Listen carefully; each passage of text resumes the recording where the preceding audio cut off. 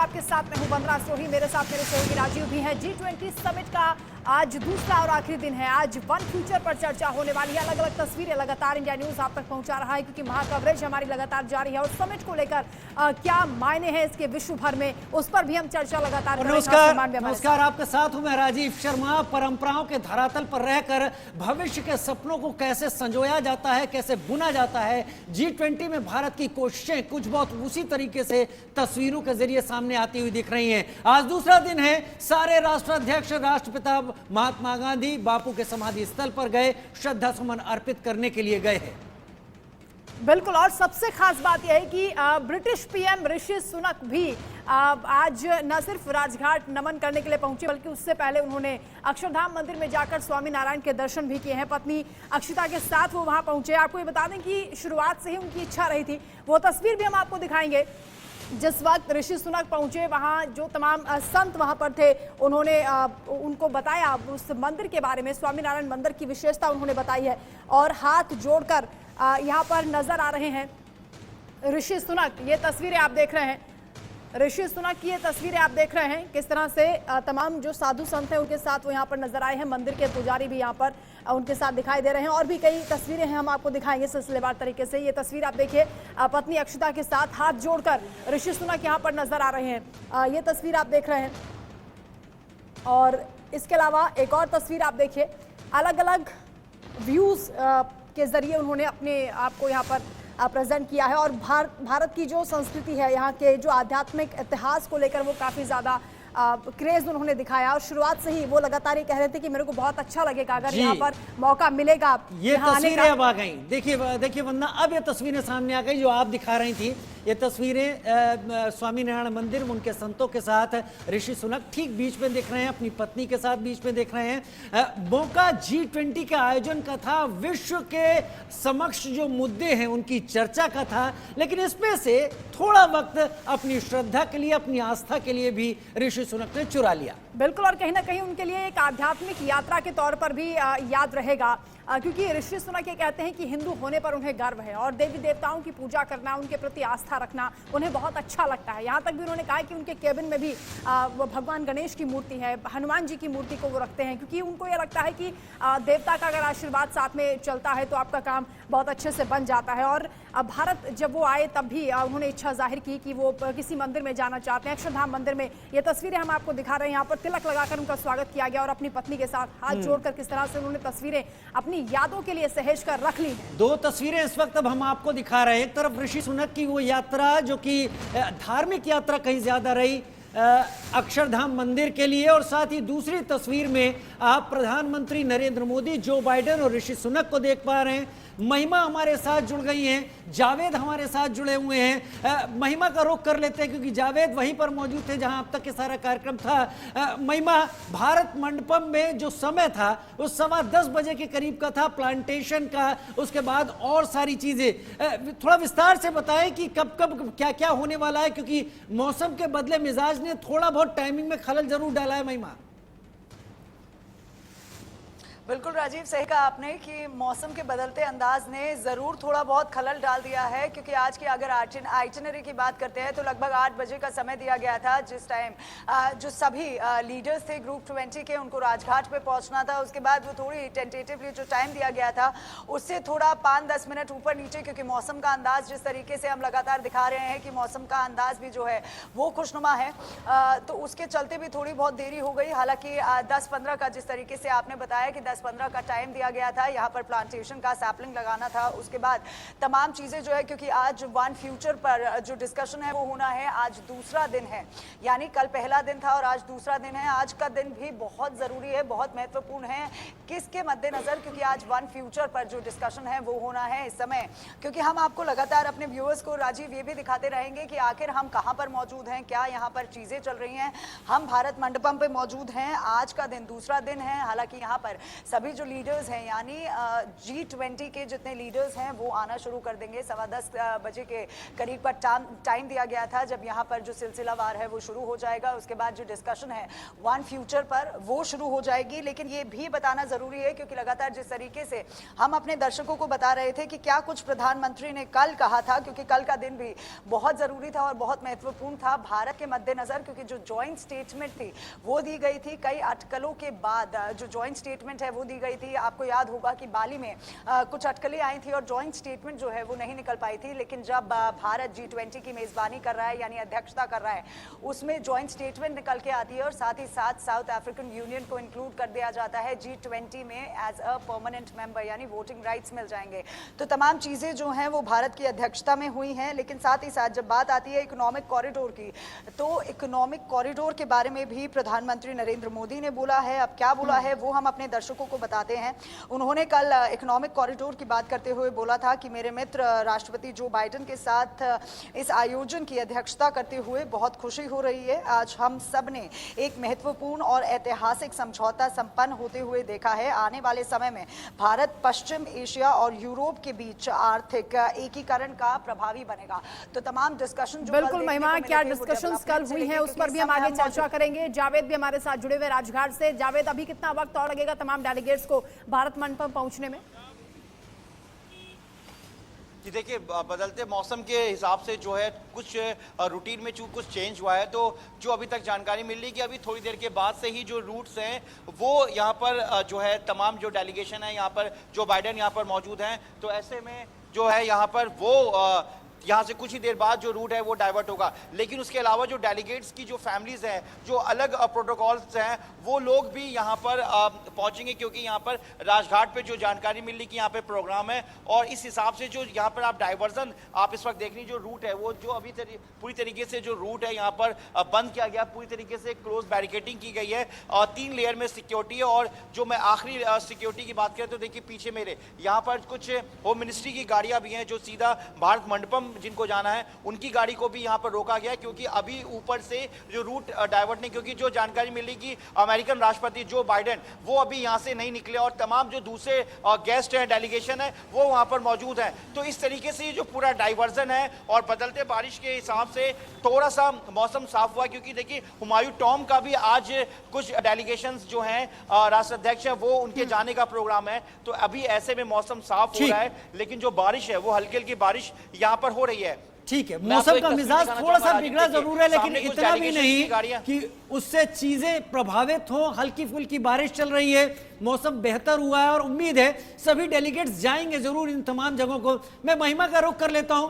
महिमा, अभी जैसा जावेद बता रहे थे सभी डेलीगेट्स अभी राजघाट पर ही हैं। राष्ट्रपति जो बाइडेन भी वहां पर हैं, ब्रिटेन के प्राइम मिनिस्टर ऋषि सुनक भी वहां पर हैं, सभी वहां पर हैं और कुछ देर बाद वो जब पहुंचेंगे उसके बाद क्या क्या कार्यक्रम है भारत मंडपम में, प्रधानमंत्री की 1-to-1 किस किस के साथ होने वाली है मीटिंग और क्या कुछ है? राजीव, देखिए क्योंकि आइटिनरी की अगर हम बात करते हैं तो हालांकि थोड़ा सा डिले चल रहा है, जिस तरीके से जावेद ने भी बताया कि अभी जो ग्रुप 20 के लीडर्स हैं वो अभी भी राजघाट पे मौजूद हैं। राजघाट से वो निकल के यहाँ पर आएंगे, उसके बाद प्लांटेशन होगी और उसके बाद ही यहाँ पर वन फ्यूचर पे जो डिस्कशन है वो किया जाएगा, क्योंकि वन अर्थ वन फैमिली पे जो डिस्कशन है वो कल किया गया था। अब वन फ्यूचर पे डिस्कशन करना अपने आप में एक महत्वपूर्ण बात हो जाती है। हालांकि ज्वाइंट डिक्लेरेशन की बात करते हैं जिसे दिल्ली डिक्लेरेशन कहा गया है वो कल हो चुका है, लेकिन आज का दिन भी इसलिए महत्वपूर्ण है क्योंकि अगर थीम की हम बात करते हैं तो वसुधैव कुटुंबकम, यानी जो थीम इस बार G20 भारत की मेजबानी में मिल रहा है वो है वसुधैव कुटुंबकम, one earth one family one future. तो वन अर्थ वन फैमिली पे जब डिस्कशन हो जाता है तो बचता है वन फ्यूचर। आज वन फ्यूचर पे डिस्कशन होगा। रही बात बायलैटरल्स की कि आखिर किस किस के साथ प्रधानमंत्री नरेंद्र मोदी बायलैटरल करेंगे, तो अभी तक 7 देशों के साथ बायलैटरल जो है वो प्रधानमंत्री नरेंद्र मोदी की हो चुकी है, जिसमें यूके शामिल था, यूएस शामिल था। हालांकि जब यूके की बात आती है, क्योंकि हम लगातार दिखा रहे हैं कि किस तरीके से ऋषि सुनक जो हैं वो अक्षरधाम मंदिर भी गए थे, अपनी पत्नी के साथ वो अक्षरधाम मंदिर जाते हैं।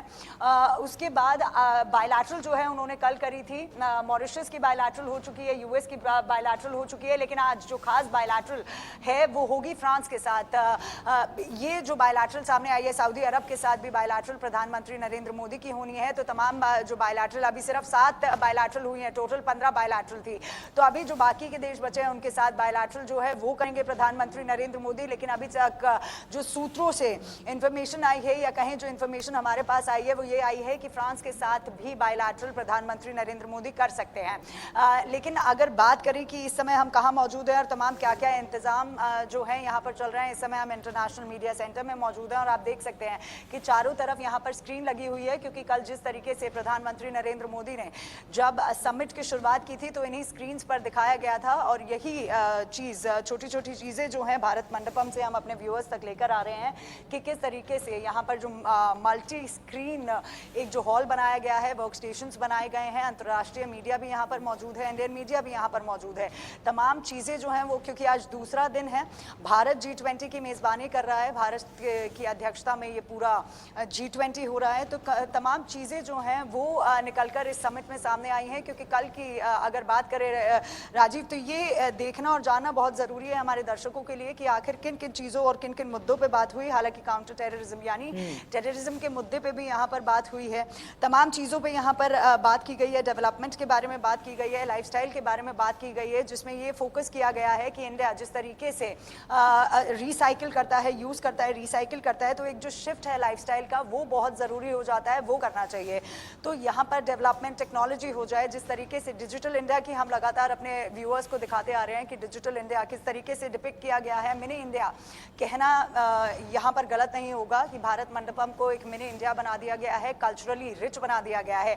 बिल्कुल महिमा, भारत की से संस्कृति, किस भारत हम इसको जोड़ेंगे, के तकनीकी क्षेत्र में जिस तरह से भारत ने विकास किया है, आर्थिक सुधार हुए हैं, सबकी छाप पूरी दुनिया पर पड़ती हुई नजर आ रही है। लेकिन सबसे ज्यादा जो तस्वीरें ध्यान खींच रही राजीव, वो ऋषि सुनक और उनकी पत्नी की हैं, क्योंकि इंडियन अटायर में वो नजर आ रहे हैं आज। हालांकि कई डेलीगेट्स हैं जो पूरी तरह से ट्रेडिशनल फॉर्म में दिखाई दिए, भारत के जो परिधान है उन्हें अपनी ओर आकर्षित कर रहे हैं। जावेद के पास वापस लौटेंगे। जावेद, क्योंकि तमाम जो डेलीगेट्स राजघाट पहुंचे हैं वहां पर श्रद्धांजलि अर्पित कर रहे हैं, एक बड़ा मैसेज देने की कोशिश भी की गई है कि भारत शांति सद्भाव की बात करता है, महात्मा गांधी के उसूलों पर चलता है भारत। ये बताइए कि यहाँ से कितना और वक्त उनको लगेगा राजघाट पहुंचने में, और कौन कौन से डेलीगेट्स हैं जो अलग अलग मॉन्यूमेंट्स पर जा रहे हैं, क्योंकि आपने हुमायूं टॉम का जिक्र किया।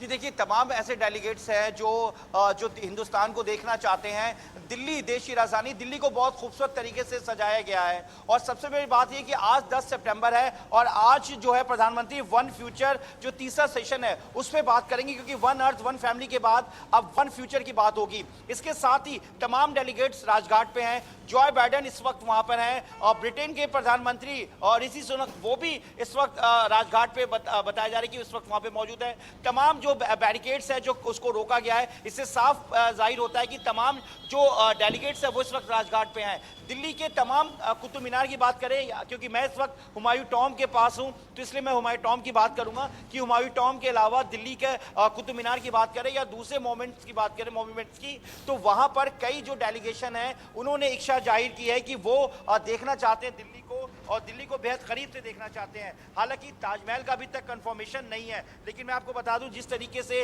नाइजीरिया के राष्ट्रपति Bola Ahmed Tinubu, Singapore, Turkey, UAE, Spain, Mexico, America, Canada, Italy, Russia, Australia, Argentina, Britain, या फिर हम जर्मनी की बात करें, दक्षिण कोरिया की बात करें, फ्रांस, सऊदी अरब की बात करें, जापान की बात करें, या WHO वर्ल्ड हेल्थ ऑर्गेनाइजेशन के जो चीफ है वो यहाँ पर आए हुए हैं, वर्ल्ड बैंक के अध्यक्ष यहाँ पर हैं। तो ऐसे में कुछ डेलीगेशंस हैं जो जानकारी मिल रही है कि वो दिल्ली को देखना चाहते हैं, क्योंकि आज आखिरी दिन है G20 का। उसके बाद तमाम कुछ डेलीगेशंस हैं, जो डेलीगेशंस की जो फैमिलीज हैं या जो प्रधानमंत्री हैं, कुछ राष्ट्रपति हैं, उनके जो परिवार के कुछ लोग भी जो साथ में आए हैं, ऐसे में वो दिल्ली को देखना चाहते हैं। तो उसको लेकर भी आज दिल्ली का जो रूट मैप है, मैं आपको बता दूं कि आज बेहद जो ट्रैफिक मूवमेंट है वो बहुत ज़्यादा स्ट्रिक्टनेस होने वाला है, और नई दिल्ली और साउथ दिल्ली का जो मूवमेंट्स है वो कहीं ना कहीं ट्रैफिक पे इफेक्ट कर सकता है। हालांकि आज रविवार का भी दिन है, आज हिंदुस्तान और पाकिस्तान का भी मैच है, तो ऐसे में ट्रैफिक को बेहद खास रखा जा रहा है। और अभी जो है कुछ देर बाद राजघाट पर भी कुछ सांस्कृतिक और राष्ट्रभक्ति का प्रोग्राम होगा, जिसमें जानकारी मिल रही है कि जो डेलीगेट्स हैं वो यहाँ पर इसमें शिरकत करेंगे। उसके बाद यहाँ के जो प्रोग्राम उसमें कहीं ना कहीं भाग लेंगे। तो ऐसे में तमाम जो दिल्ली के ऐतिहासिक स्थल हैं उनको देखने की इच्छा जाहिर की गई है, और वो एक प्रोटोकॉल के हिसाब से एक रूट बना दिया गया है, जिसको लेकर 3-4 बजे तक का बताया जा रहा है कि 3-4 बजे तक पूरी तरीके से दिल्ली और साउथ दिल्ली के जहां पे ये हिस्टोरिकल मॉन्यूमेंट्स हैं वहां पर वो कहीं ना कहीं पूरी तरीके से बंद रहेगा और लोगों को दिक्कत ना हो इसके लिए ट्रैफिक डाइवर्जन है। और इस वक्त की सबसे बड़ी बात यह कि देखिए राजघाट पे जो प्रोग्राम है, जो महात्मा गांधी को श्रद्धांजलि देने के बाद पीस वॉल पे सिग्नेचर करने का एक प्रोसेस है वो धीरे धीरे शुरू हो रहा है। लेकिन जिस तरीके से प्रधानमंत्री जो बाइडेन के साथ हाथ में हाथ डालकर उनको समझ पा रहे हैं हम, ये सारी तस्वीरें लगातार आ भी रही हैं। जावेद, आप नजर बनाए हुए हैं क्योंकि मूवमेंट बहुत ज्यादा स्ट्रिक्ट है, मूवमेंट सिक्योरिटी वाला है। मेरे साथ पीके सहगल साहब जुड़े हुए हैं सीनियर डिफेंस एक्सपर्ट के तौर पर। और पीके सहगल साहब, ये जो तस्वीरें आ रही हैं, ये जो राष्ट्राध्यक्ष भारत में G20 के लिए मौजूद हैं, ये वापस जाएंगे इस आयोजन के बाद, क्या मैसेज लेकर, क्या भारत की छाप लेकर जाने वाले हैं? कितना बदला हुआ भारत अब इनका देश देखने वाला है? देखो, आज से बहुत साल पहले भारत का एक नया नक्शा प्रस्तुत किया गया दुनिया के सामने, वो था कॉमनवेल्थ गेम्स।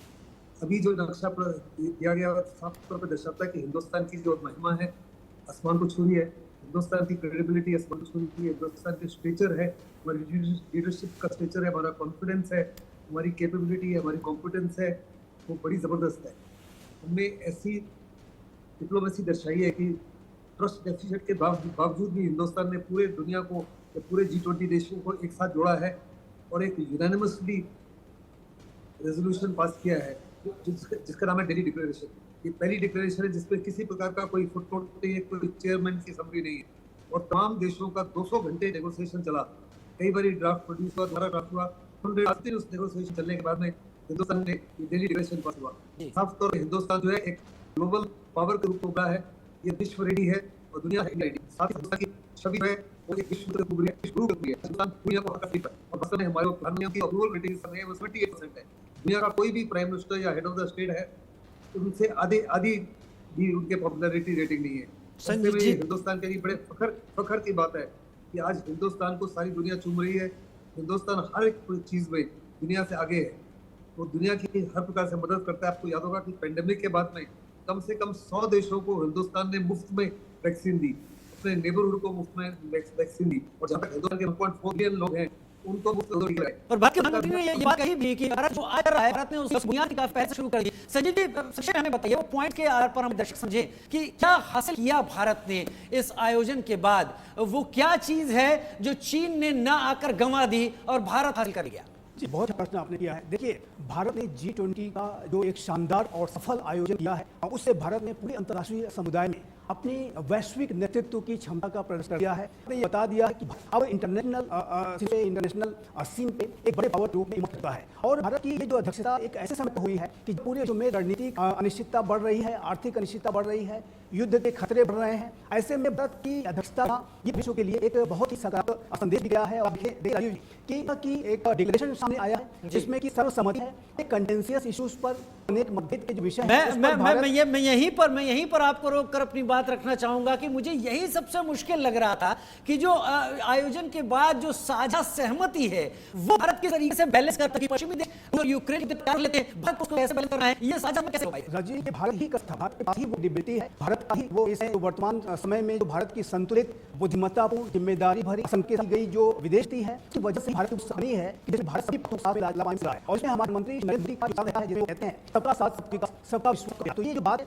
ये हमारे वो राष्ट्र के लिए तो कहते ही हैं, अंतर्राष्ट्रीय मामलों में भी उनकी इसी तरह की छवि उभर के सामने आई। जब वो वसुधैव कुटुंबकम की बात करते हैं, जब वो वन फैमिली वन फ्यूचर की बात करते हैं, जब वो सबसे बड़ी बात की चीन को इस बात से याद है जो मेजबानी G20 जो है 2026 के वो अमेरिका को क्यों जा रही है, पर को ये सबने सवाल उठाए पर आगे भी चर्चा करेंगे। हमारे साथ मौजूद हैं भारत मंडल की और भी राजघाट से जब डालेंगे यहाँ पहुंचेंगे, उसके बाद एक बड़ा संदेश दिया जाएगा पर्यावरण संरक्षण को लेकर भी, क्या तैयारियां हैं उसको लेकर? देखिए वंदना, लगातार जिस तरीके से हम लोग बता रहे हैं भारत मंडपम में पूरी तैयारियां जो है वो करी गई है। इसे जहां पर एक्सेस हुई है कि किस तरीके से कहां पर क्या लगाया है, वहां हमारा एक्सेस है मीडिया एक्सेस लिमिटेड जोन तक है, वहां पर हम नहीं जा पाएंगे। लेकिन क्योंकि आपके समय में पहले जो डिस्कशन हुआ था क्लाइमेट चेंज को लेकर हुआ था, पर्यावरण को लेकर हुआ था, किस तरीके से अपना कंट्रीब्यूशन है वो हम मदर अर्थ के लिए कर सकते हैं, किस तरीके से पृथ्वी को एक बेटर प्लेस ऑफ लिविंग से कहा जाता है वो बना सकते हैं, तमाम चीजें करिए। लेकिन जब भारत मंडपम की बात करते हैं तो आप देखिए कि कितनी खूबसूरती के साथ जो इंटरनेशनल मीडिया सेंटर है उसे भी बनाया गया है, तमाम तरीके के जो कटआउट्स हैं वो भी यहाँ पर लगाए गए हैं, डांस फॉर्म के कटआउट्स भी यहाँ पर लगाए गए हैं। तो एक जो कल चाहा कि जिस तरीके से आपने बात की कि पर्यावरण को लेकर हर कोई अपनी तरफ से एक इनिशिएटिव जरूर ले रहा है, हर एक क्योंकि यहाँ पर G20 का ग्रुप जो है वो आया हुआ है, उन्होंने भी अपनी तरफ से इनिशिएटिव लेने में हामी जरूर भरी है। लेकिन जब बात आती है कल्चर की, संस्कृति की, तो लगता है वो भी इस बार भारत की संस्कृति में ढलते नजर आए हैं। क्योंकि जब कल राष्ट्रपति ने डिनर होस्ट किया था, भोज रखा था, तो उसमें भी कई ऐसे लीडर्स थे जो कि इंडियन अटायर में दिखे थे। मैं सुन रही थी आपको कि किस तरीके से आप बोल रहे थे कि भारतीय संस्कृति की जब बात आती है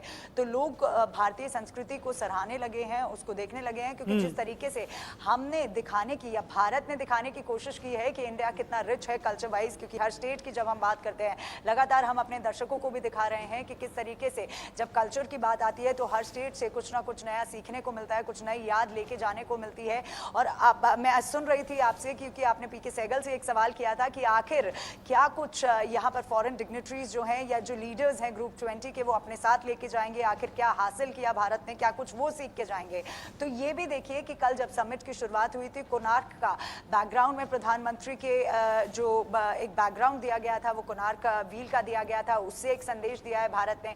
हालांकि जब राष्ट्रपति ने डिनर होस्ट किया था तो वहां पर नालंदा यूनिवर्सिटी का था कि किस तरीके से मेरिट में जो कल्टिवेशन ऑफ नॉलेज है उसमें भारत आगे है। तमाम जो संदेश है वो दिए गए थे। आज राजघाट पे भी संदेश दिया गया था कि एरा ऑफ वॉर में जिस तरीके की परिस्थितियां चल रही महिमा, हैं, फिलहाल हम एक छोटे से ब्रेक की तरफ आगे बढ़ रहे हैं महिमा, लेकिन अगली बार जब हम आपके पास आएंगे तो जरूर ये अपना अनुभव बताइएगा कि आखिर आप वो कौन सी चीजें यहां पर देख पाए जो इंटरनेशनल मीडिया सेंटर में आपके लिहाज से अनोखी और अलग थी। लेकिन यहाँ बड़ी बात ये कि कोई भी आयोजन जो सफलता के पैमाने चढ़ता है वो एजेंसीज की सफलता ही नहीं होती, कूटनीतिक सफलता भी कही जाती है। बिल्कुल, और भारत की कूटनीतिक सफलता को पूरी दुनिया इस वक्त सराह रही है। और तमाम जो भारत की ओर से चीजें रखी गई हैं पूरी दुनिया के मंच पर, तमाम जो G20 के नेता यहाँ पर मौजूद हैं उनके सामने उन्होंने उस पर सहमति भी जताई है। आगे भी इस पर चर्चा जारी रखेंगे। यहाँ पर एक छोटे से ब्रेक के बाद एक बार फिर से आप सभी का स्वागत है। G20 समिट का आज आखिरी दिन है और आज वन फ्यूचर पर बात होगी। पूरी दुनिया कैसे एक भविष्य जो कि लगातार बदल रहा है, प्रधानमंत्री मोदी ने कोणार्क चक्र के जरिए भी एक संदेश देने की कोशिश की थी, उस पर आज चर्चा होने वाली है। जी, राजीव, तीसरा सत्र है one future, one earth, one family पर बात हो गई है। वन फ्यूचर की हम बात कर रहे हैं। हमारे साथ खास मेहमान भी जुड़े हुए हैं और हम खास मेहमानों का रुख भी करेंगे और उनसे उनके पास जाकर जानेंगे कि ये तीसरा सत्र और कुल मिलाकर ये आयोजन क्या पूरे विश्व में भारत को लेकर संकेत देता हुआ दिख रहा है। आलोक मेहता जी हमारे साथ, एडिटोरियल डायरेक्टर हमारे इस वक्त जुड़े हुए हैं तमाम जानकारियों के साथ G20 को लेकर भी। उनका ही रुख कर लेते हैं। आलोक जी, क्या G20 का ये सत्र, ये आयोजन एक संकेत दे रहा है कि भारत अब विश्व की राजनीति, विश्व के पटल पर एक बड़ी ताकत बनकर उभरता हुआ दिख रहा है? राजीव जी धन्यवाद। और मैं समझता हूं कि हम जो कल जिस तरह की घोषणाएं हुई है, घोषणा पत्र आप देखिए, परमाणु हथियारों का कोई उपयोग न करे या उसको उपयोग करने की धमकी तक न दे, इसकी चेतावनी, इसकी स्वीकार्यता और किसी की संप्रभुता पर अतिक्रमण न किया जाए, किसी भी देश की संप्रभुता को। माने इशारा किसकी तरफ है? पाकिस्तान, चीन जिस तरह की हरकत करते हैं उसके लिए, और वैसे कहने को रूस और यूक्रेन के बीच जो युद्ध चल रहा है उस पर भी संकेत। लेकिन रूस और चीन को भी इसी घोषणा पत्र पर दस्तखत कराए गए हैं। ये इसके साथ जो आर्थिक कॉरिडोर है, जो चीन का सबसे बड़ा जवाब है। चीन एक तरह से अपना एक तरह से रूट बनाने की कोशिश कर रहा था यूरोप तक जाने के लिए, और उसने पाकिस्तान में जमीन के लिए अरबों रुपया दे दिया। श्रीलंका में कब्जा करने की कोशिश की कि जमीन वहां से कब्जा करके उस रास्ते से आगे बढ़ा जाए, लेकिन उसकी योजना ठप पड़ी हुई है। लेकिन उसके विस्तारवादी रुख के बदले भारत के इस जमीन पर भारत के प्रधानमंत्री नरेंद्र मोदी और जयशंकर और उन सबके प्रयासों से अमेरिका और भारत ने, और मतलब बल्कि पूरे ही G20 ने ये घोषणा की कि पश्चिम एशिया, मैंने भारत के साथ, भारत से रास्ता जो जाएगा आगे, पश्चिम एशिया, यूरोप, मैंने जिसमें जर्मनी, इटली, ऐसे सब देश है, मध्य पूर्व तो है ही, और अमेरिका तक, ये एक आर्थिक कॉरिडोर जिससे जिस आर्थिक समृद्धि की बात हम करते हैं, आर्थिक व्यापार की बात करते हैं, जो लोग चीन व्यापार करने के लिए अपने जो दूसरे रास्ते ढूंढ रहा था और पहले से सबसे अधिक व्यापार करता है, आज भी उसका व्यापार अमेरिका के साथ भी बहुत अधिक है। वो रास्ते कम होकर के एक नया रास्ता और नया अध्याय खुल रहा है। आलोक सर आपने कहा, आपने बड़ा खास जोर दिया कि जो ये आम सहमति जैसी बात है, इसी घोषणा पत्र पर हस्ताक्षर चीन के भी करवाए गए हैं और रूस ने भी इसी पर हस्ताक्षर किए, सभी ने हस्ताक्षर किए हैं। इंडोनेशिया में बाली में जो हुई थी समिट, उसमें किस तरह की गहमा गहमी और बाद में किस तरीके की समस्याएं पैदा हुई थी तमाम विरोधी विचारों को लेकर, भारत इस सब को करा ले गया है। कूटनीतिक सफलता के लिहाज से कहां आते हैं? देखिए, मैं इसीलिए चाणक्य की याद करता हूं, और जैसे भारत की जो कूटनीति है, भारत का जो लोकतंत्र है, वो सबसे प्राचीन है। इस दृष्टि से शांति और समृद्धि के लिए तो आजादी के बाद से हम संकल्प व्यक्त करते हैं, लेकिन इसीलिए मैं इसको ऐतिहासिक कहता हूं कि इंडोनेशिया में जो नहीं हो सका, इंडोनेशिया से ही मशाल हमको मिली G20 की जी। और हमने 1 वर्षों में भारत ने 200 से अधिक बैठ के भारत के विभिन्न हिस्सों में कि उनके मंत्री आए, एक मूड माहौल बनता है जिसको अब चीन हमारे साथ कितनी ही छेड़खानी करता है, गीदड़ भक्ति जिसको कहते हैं देता है, लेकिन उसके बाद भी चीन के वो आए, वो कश्मीर को लेकर के जरूर उन्होंने आपत्ति की वहां पर जब हमारा बैठक थी, लेकिन पाकिस्तान और चीन जरूर एक तरफ इस मुद्दे पे रहे, लेकिन पाकिस्तान तो कहीं है ही नहीं। आज ऐसी स्थिति आई है कि भारत ने 1 वर्ष में, प्रधानमंत्री नरेंद्र मोदी की दूरदर्शिता है कि उन्होंने रूस के साथ संबंध, आज भी रूस के विदेश मंत्री मौजूद है, पुतिन तो अपने कारणों से नहीं आए, क्योंकि तो उनके नाम इंटरनेशनल वारंट निकला हुआ है कि भाई वो किसी देश में जाए, भारत में चाहे नहीं होता, लेकिन इसीलिए वो ब्रिक्स पे भी नहीं जा पाए थे। इसलिए ऐसी स्थिति में इन सबकी सहमति लेना, इससे भारत के लिए आने वाले 50 वर्षों के लिए रास्ता बने। वैसे तो शताब्दियों तक याद किया जाता है, लेकिन शांति और समृद्धि और आर्थिक प्रगति के लिए, विकास के लिए, मानवता के लिए ये बड़ा संदेश भारत की भूमि से, महात्मा गांधी की भूमि से रूस को और यूक्रेन के लिए भी शांति का रास्ता भी खुला है। आप इससे भी संकेत ये भी है कि अब यदि शांति के प्रयास, यदि रूस इस बात पर सहमत है कि नहीं अतिक्रमण होना है, तो यूक्रेन भी कुछ हद तक झुक सकता है। भारत मध्यस्थता नहीं करता अमेरिका की तरह या सुपर पावर, वो कहता है हम मध्यस्थता नहीं करेंगे, लेकिन शांति का संदेश देता है जो प्रधानमंत्री नरेंद्र बिल्कुल मोदी ने दिया है। शांति सद्भाव का संदेश दिया जा रहा है, एक नया अध्याय लिखा जा रहा है, क्योंकि फ्यूचर की हम बात कर रहे हैं। इसलिए अरविंद जी, क्योंकि एस जयशंकर ने भी इस बात को दोहराया कि बाली शिखर सम्मेलन में जो हुआ वो 1 साल पुरानी बात थी, इसलिए अब हमें आगे बढ़कर सोचना होगा कि किस तरह से हम काम करने वाले हैं, सभी देशों को साथ में लेकर चलने की जो बात यहाँ पर की जा रही, रूस यूक्रेन को लेकर भी, क्योंकि यहाँ पर भारत ने जो जिक्र किया है उसमें रूस का जिक्र नहीं है, लेकिन यूक्रेन युद्ध को कैसे रोका जाए, कैसे इस युद्ध पर विराम लगाया जाए, उस पर जरूर चर्चा की गई है। बिल्कुल वंदना जी, इस बात को मैं देखता हूँ जो कि आलोक मेहता साहब ने बताया अभी, उसी बात को मैं आगे बढ़ाते हुए कह रहा हूँ कि भारत ये करने में सफल कैसे रहा। दरअसल आप पूरी स्ट्रेटजी देखिए कि क्या थी। जो बाइडेन आए और सीधे मोदी साहब से मिलने उनके घर गए। घर जाना और प्रधानमंत्री कार्यालय में मिलना दोनों ही अलग बातें हैं। घर गए तो एक तो उन्होंने बहुत ये निजी भाव से कहा, और मुझे ये पक्का लगता है कि जब उनकी बातचीत हुई होगी तो डिक्लेरेशन के ड्राफ्ट पे उन्होंने ज़रूर चर्चा की होगी और उनसे कहा कि आप थोड़े से उदार रहिएगा, अभी हमें इन झंझटों में नहीं उलझ के आगे बढ़ना है, हमें इकोनॉमिक कॉरिडोर पे बात करना है। तो पहले उन्होंने जो बाइडेन को कन्विंस कर लिया होगा और उसके बाद में वो आए, और फिर उसके बाद में फिर भारत के लिए सब कुछ आसान हो गया। नहीं तो पहले ही दिन इतना जल्दी से सहमति बना लेना और ये सब कुछ करना बहुत आसान काम नहीं था, तो बहुत ही वेल प्लान तरीके से किया गया। तो आप एकदम सही, आप जो इशारा दे रहे हैं अरविंद जी, आप एकदम सही इशारा, मुझे ऐसा लगता है कि ये सही इशारा है कि इसकी भूमिका पहले रच ली गई थी कि जो कन्फ्रंटेशंस हैं उन्हें दूर रखा जाए, इंडोनेशिया रिपीट ना हो। पीके सहगल साहब भी मेरे साथ इस वक्त जुड़े हुए हैं। सहगल साहब, आपको भी क्या लगता है कि जो आम सहमति की बात थी, जहां पर रूस और यूक्रेन को लेकर काफी हमलावर थे पश्चिमी देश, और अगर ऐसी स्थिति होती, चाइना भी बाहर जा चुका था, तो कहीं बहुत भारत के लिए एक दोधारी तलवार पर चलना था। आप जीत क्या समझते हैं, आम सहमति कायम कर ले जाना या फिर अपने पुराने मित्र रूस का नाम इस घोषणा पत्र में न आने देना? ये बताने के प्रधानमंत्री मोदी और हिंदुस्तान की कूटनीति की बहुत जबरदस्त सफलता है कि तमाम डिफरेंसेस के बावजूद एक कंसेंसस तैयार किया है। चाइना की 4 चीजों के ऊपर आपत्ति थी। सबसे पहले चाइना का जो हिंदुस्तान का थीम था, उस थीम को लेकर चाइना की आपत्ति थी। चीन ने कहा कि वसुधैव कुटुंबकम का इस्तेमाल ना किया जाए, लेकिन उसका इस्तेमाल किया गया। तो चीन ने कहा कि वो जो इकोनॉमिक कॉरिडोर है उसका अपोज किया, वो इकोनॉमिक कॉरिडोर भी सक्सेसफुल हुआ। फिर चीन ने आपत्ति दर्शाई अफ्रीकन यूनियन को शामिल करने के लिए। फिर चीन ने अनेकों चीज़ों पे, रशिया यूक्रेन के ऊपर की लड़ाई के ऊपर भी आपत्ति दर्शाई। उसके बावजूद हिंदुस्तान ने बड़ी होशियारी से पूरे ट्रस्ट डेफिसिट को दूर करते हुए सारे देशों को एकजुट किया, और पहली बार है दुनिया में कि जिसमें किसी प्रकार का कोई भी डिक्लेरेशन में एक भी फुटनोट नहीं है, कोई भी चेयरमैन की समरी नहीं है, और सारे के सारे देश तो संतुष्ट होकर गए हैं। सारों के सारों ने साइन किया, वहाँ पे यूक्रेन ने भी साइन किया, सॉरी रशिया ने भी साइन किया, चाइना ने भी साइन किया है।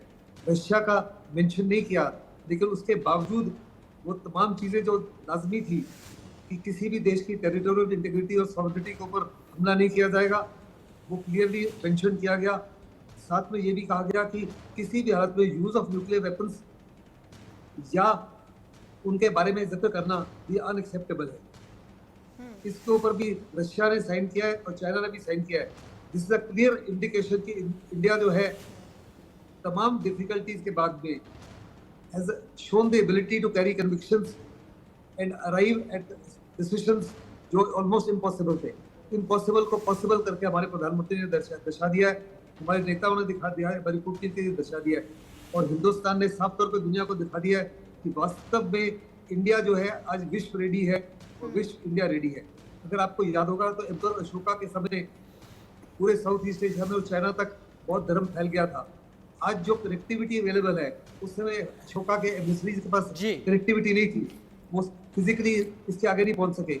आज प्राइम मिनिस्टर मोदी जो भी है इंस्टेंटेनियसली सारी दुनिया के पास पहुंच रहे हैं, सारी दुनिया इसको देख रही है, सारी दुनिया देख रही है कि हिंदुस्तान ने एक बहुत बड़ी क्या कहते हैं इसको G20 मीट को किस काबिलियत से ऑर्गेनाइज किया है। इस माफी का this was the 18th G20 meeting. दुनिया में इस माफी की मीटिंग आज तक नहीं हुई जिस माफी की हमने हॉस्पिटैलिटी दर्शाई, जिस माफी का बॉम्ब बिल्कुल ये कह सकते हैं पीके सहगल साहब, आपने बहुत महत्वपूर्ण बात पर गौर किया है कि भारत अब लीड कर रहा है, दुनिया को राह दिखा रहा है और विश्व गुरु बनने की राह पर है। G20 एक बहुत बड़ा इवेंट इसमें साबित होने वाला है। इसके साथ ही अमेरिका और भारत के जो रिश्ते हैं उनका भी एक नया दौर शुरू हो गया है, नया अध्याय यहाँ पर लिखा जा रहा है। हालांकि जब स्टेट विजिट पर भी संजीव जी प्रधानमंत्री मोदी गए थे, उस दौरान भी उन्होंने AI का जिक्र किया था, इसमें आर्टिफिशियल इंटेलिजेंस की बात नहीं हो रही थी, अमेरिका और इंडिया की बात हो रही थी। और जब G20 समिट पे जिस तरह से जो बाइडेन का स्वागत हुआ और उसके बाद द्विपक्षीय वार्ता हुई, कई अहम समझौते हुए, कई बातचीत महत्वपूर्ण मुद्दों पर हुई है, और प्रधानमंत्री मोदी ने इस बात पर भी जोर दिया है कि G20 समिट का जो आयोजन भारत कर रहा है, अध्यक्षता, इसमें अमेरिका का बहुत बड़ा रोल है और अमेरिका के साथ मिलकर अध्यक्षता करने में खुशी हो रही है। इसको किस तरीके से आप देखते हैं? देखिए, भारत को आज ये जो सफलता मिली है और भारत की ये जो सफलता है, इसका जो पूरा सकारात्मक संदेश पूरे विश्व में गया है, उसमें अमेरिका का सहयोग रहा है, ये बात बिल्कुल स्पष्ट है। यूनाइटेड स्टेट्स ऑफ अमेरिका और भारत के जो आपसी संबंध हैं वो भी आप देख रहे हैं कि कितने प्रगाढ़ और गहरे हैं, और हमारी जो पार्टनरशिप है उसे वर्तमान समय में हम कम्प्रहेंसिव ग्लोबल स्ट्रेटेजिक पार्टनरशिप का दर्जा देते हैं। और ये जो पार्टनरशिप है, ये जो भारत और अमेरिका के संबंध हैं, विश्व के दो सबसे बड़े लोकतांत्रिक राष्ट्रों के बीच के संबंध है। गवर्नमेंट टू गवर्नमेंट रिलेशनशिप तो यह है ही, साथ ही साथ ये सोसाइटी टू सोसाइटी रिलेशनशिप है। हमारा जो एक बहुत ही बड़ा डायस्पोरा है वो भी इस संबंध को और गहरा और प्रगाढ़ बनाता है। साथ ही साथ वर्तमान समय में पूरे विश्व में जो एक नियम आधारित लोकतांत्रिक व्यवस्था है उसको चाइना जिस तरीके से चैलेंज कर रहा है, यूक्रेन के युद्ध की वजह से जो राष्ट्रों की सॉवरेनिटी, टेरिटोरियल इंटीग्रिटी पर जैसे खतरे पैदा हुए हैं, UN lead charter, Sanjeev ji संप्रभुता पर बात है, चाइना के चैलेंज करने की बात है, इस पर हम आगे भी बातचीत करेंगे आप सभी के साथ, क्योंकि इस फैक्टर को समझना बहुत जरूरी है सभी देशों के लिए। क्यों शी जिनपिंग ने आने से इनकार किया, क्या निशाना वो साध रहे थे। लेकिन मेरे साथ मेरी सहयोगी इस वक्त महिमा कटारिया भारत मंडपम से मेरे साथ इस वक्त जुड़ी हुई हैं। महिमा, वो दिन ज्यादा पुराने नहीं हैं जब पश्चिम का मीडिया और पश्चिम की सरकारें भारत को एक टैग देकर रखती थी। अगर एतराज किसी का ना हो तो वो टैग सपेरों के देश के नाम से दिया जाता था। लेकिन आप वो क्या परिवर्तन देख पा रही है पत्रकार के नाते, जो आपको लग रहा है अंतर्राष्ट्रीय स्तर पर एट पार स्टैंडर्ड से ऊपर है इस आयोजन में? राजीव देखिए बिल्कुल सही बात की आपने कि जब लोग बात करते थे भारत की तो प्रिमिटिव इंडिया ये एक जो धारणा थी वो इंडिया के बारे में या कहें भारत के बारे में बनी हुई थी। लोग जो क्या सोचते थे वो भारत को प्रिमिटिव इंडिया के तौर पर सोचते थे, प्रिमिटिव भारत के तौर पर सोचते थे। लेकिन सबसे अच्छा सवाल आपने किया कि आखिर क्या कुछ बदल गया है, किस लिहाज से बदल गया है, ये सब मेरे इंडिया यानी भारत मंडपम में देखने को मिला। अब अगर बात करें टेक्नोलॉजी की, क्योंकि टेक्नोलॉजी के क्षेत्र में कई ऐसे बदलाव जो किए गए हैं, किस तरीके से भारत में टेक्नोलॉजी का यूज जो है वो किया गया है वो यहाँ पर देखने को मिला। क्योंकि लगातार जिस तरीके से हम अपने व्यूअर्स को बता रहे थे कि डिजिटल इंडिया की जब बात आती है तो कुछ भी जिसे कहते हैं ना राजीव, एक सेइंग है नो स्टोन लेफ्ट अनटर्न्ड, यानी इतनी जो तरक्की है वो इंडिया में कर दी गई है। अगर यहाँ पे इंटरनेशनल मीडिया सेंटर की यहाँ बात कर लें तो आप देखिए कितना डिजिटली इक्विप्ड है ये, मल्टी जो स्क्रीन है यहाँ पर लगा दी गई हैं।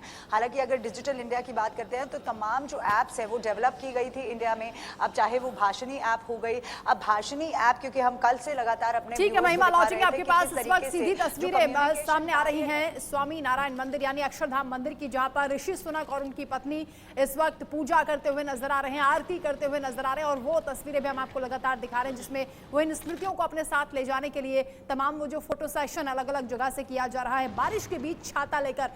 राजीव, वरना जिस सादगी की बात आप लगातार कर रही थी ना, वो सादगी यहाँ पर उनकी पत्नी अक्षिता में भी दिख रही है और ऋषि सुनक में भी। बिल्कुल, और इंडियन अटायर में दोनों नजर आ रहे हैं।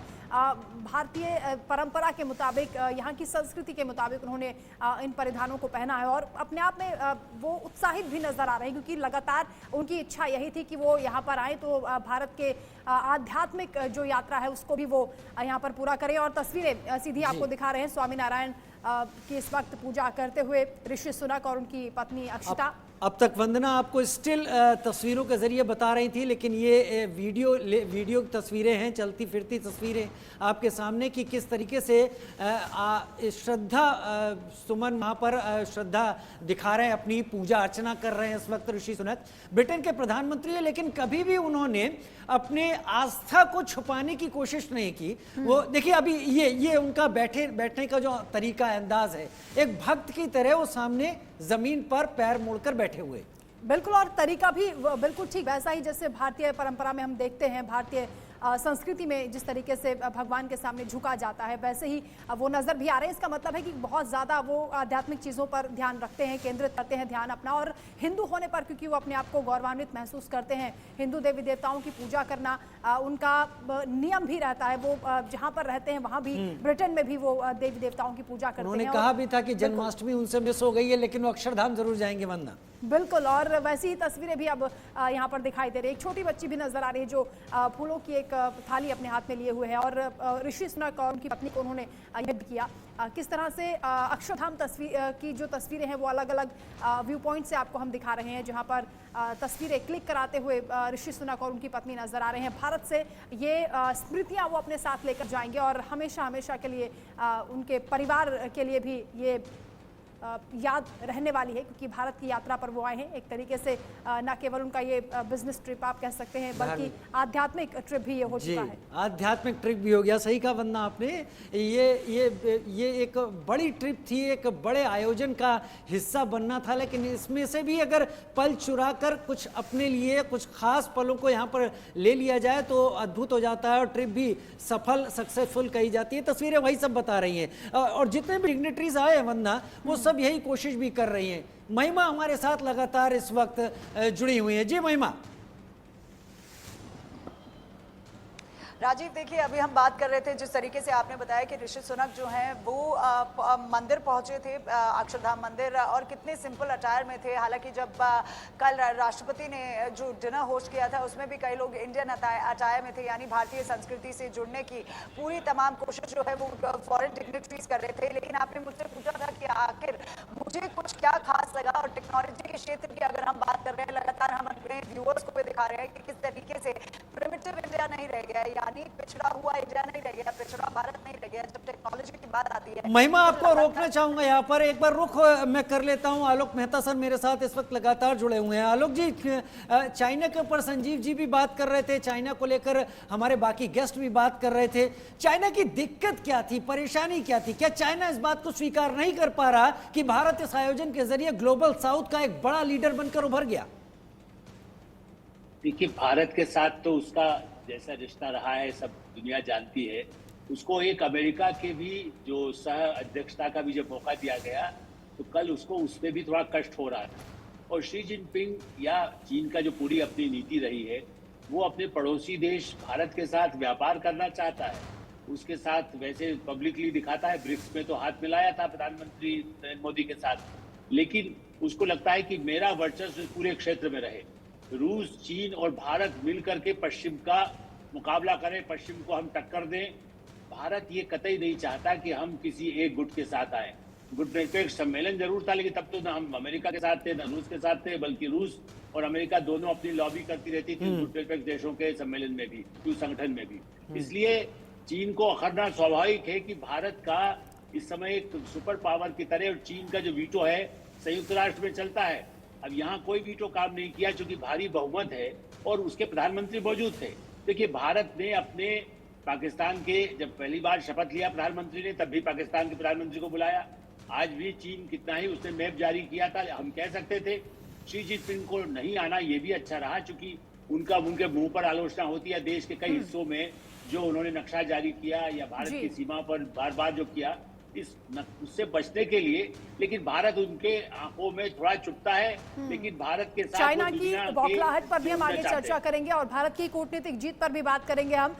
लेकिन प्रधानमंत्री मोदी ने भी एक ट्वीट किया है अभी, क्योंकि राजघाट पर तमाम जो डेलीगेट्स पहुंचे उसको लेकर प्रधानमंत्री ने कहा है कि ये नॉन वायलेंस को लेकर जो महात्मा गांधी की एक बहुत बड़ी संदेश कह सकते हैं या फिर उनका जो मार्गदर्शन है उस पर हम चल रहे हैं। और फ्यूचर की क्योंकि हम बात कर रहे हैं तो हमें शांति सद्भाव का ख्याल रखना होगा, मानव मूल्यों के साथ ही अपनी नैतिक जिम्मेदारी को भी सभी देश समझे, ये भी बहुत बड़ा मैसेज देने की कोशिश की जा रही है। इस पर हम आगे भी चर्चा करेंगे। यहाँ रुक रहे हैं एक छोटे से ब्रेक के लिए, ब्रेक के उस पार भी चर्चा लगातार जारी है। महा कवरेज आप देख रहे हैं इंडिया न्यूज पर। यहाँ रुक रहे एक छोटे से ब्रेक।